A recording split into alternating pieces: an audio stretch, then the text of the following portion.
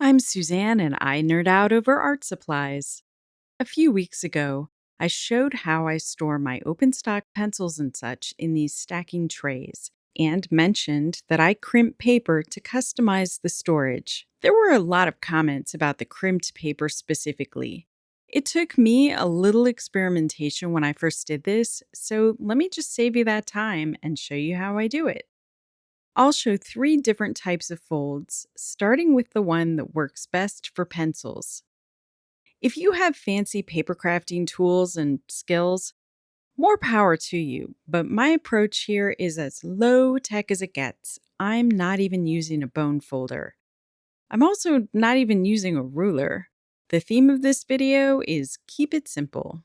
I just use graph paper because it's the simplest way to keep my folds more or less straight and even without a ton of measuring.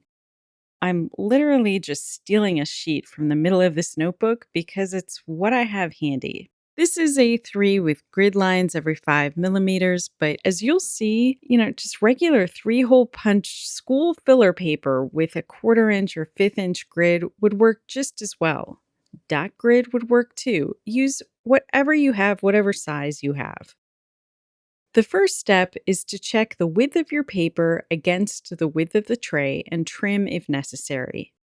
Measure if you want, but the spirit of this hack is to not overthink it. And if your paper isn't wide enough, that's fine too. You'll be able to overlap multiple sheets after they're crimped.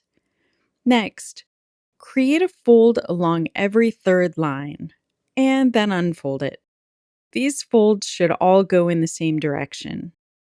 It's a little tedious, but you have YouTube in the background to make the time fly, right?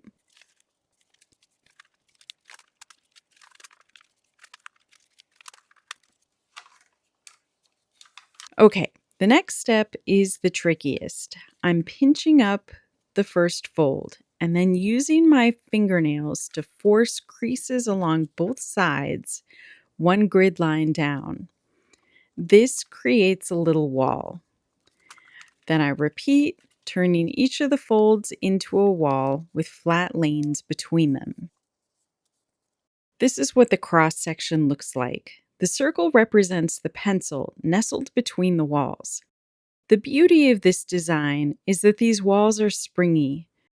The space between the two pieces of paper that make up the walls can spread out or compress depending on the space available and the diameter of the pencil. Following me? Anyway, that's why this works, whether your grid is 5 millimeter or 1/4 inch or 1/5 inch, etc.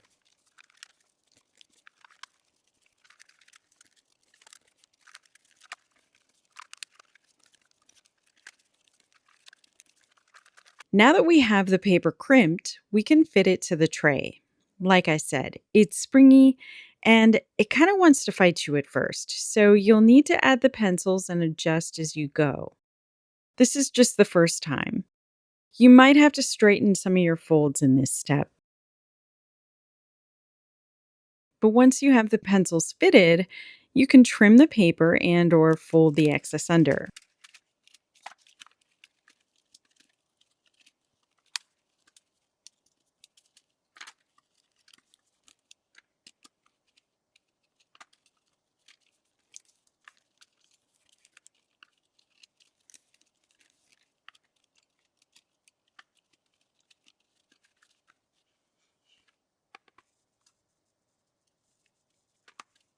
If it still seems a little springy, just put a weight on it. It'll relax. Incidentally, a particular bonus of using paper for this is that you can label and even swatch your colors right in place. I had planned to do this and then discovered I just don't care that much. You do you. But you know how I said it doesn't matter what size your paper is? The magic of crimped sheets is that when you overlap them, they lock together. In fact, overlapped sheets kind of work even better. And I can't explain it, but they're really fun to play with. Again, that might just be me.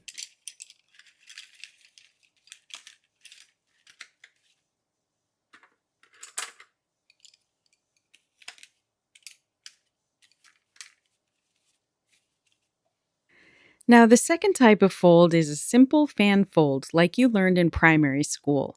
I won't demonstrate this, I just want to explain why it's helpful. The disadvantage is that it's a much less efficient use of space in the tray, but the advantage is that it holds your pencil or whatever up off the base in kind of a springy sling, giving it extra protection from shocks. So I like to use this fan fold for my breakage prone soft pastels and Neocolor 2s. The third and final type of fold isn't something I ever tried before that video, but a lot of you were interested in using these trays to store your Kuretake Gansai Tambi paints. Personally, I'm happy to store mine in the beautiful box they came in, but let's pretend these were open stock. 24 pans not only fit in a tray, but actually they fit with a little room to spare, which kind of annoys me. But they fit almost perfectly with 5 of these 6 little paper walls. So why not recreate them? To be clear, absolutely none of you asked for this. This is just how I nerd. So, we're going to create these little square walls. Each wall has 3 sides. I'm going to make them 1 grid square wide per side. Each pan is 6 grid squares wide.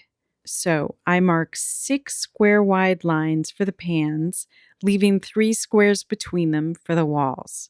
Then I make the folds.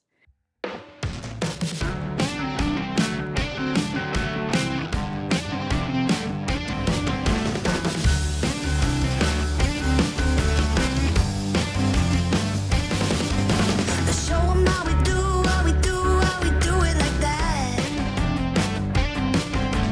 Yeah, we got the moves, and we're throwing it back. Yeah, here we go. We're gonna let 'em know. Yeah, here we go. We're dancing in the full moonlight, take a bite out of life. We're supersonic people, go wherever we go. Supersonic people. Whoa, whoa, whoa. Glitter and stardust, nobody stop us. Glitter and stardust. Strawberry chocolate, we're honey rockers. Strawberry chocolate. We're supersonic. My friends, it is as delightfully tedious as it is wholly unnecessary. What can I say? I just enjoy this sort of thing.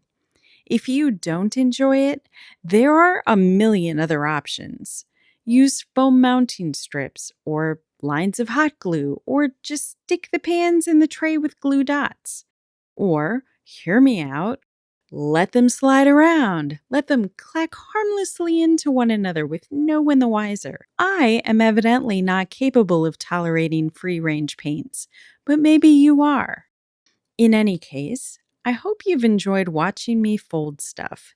In my next video, I plan to actually make art again. Like and subscribe to find out if I succeed.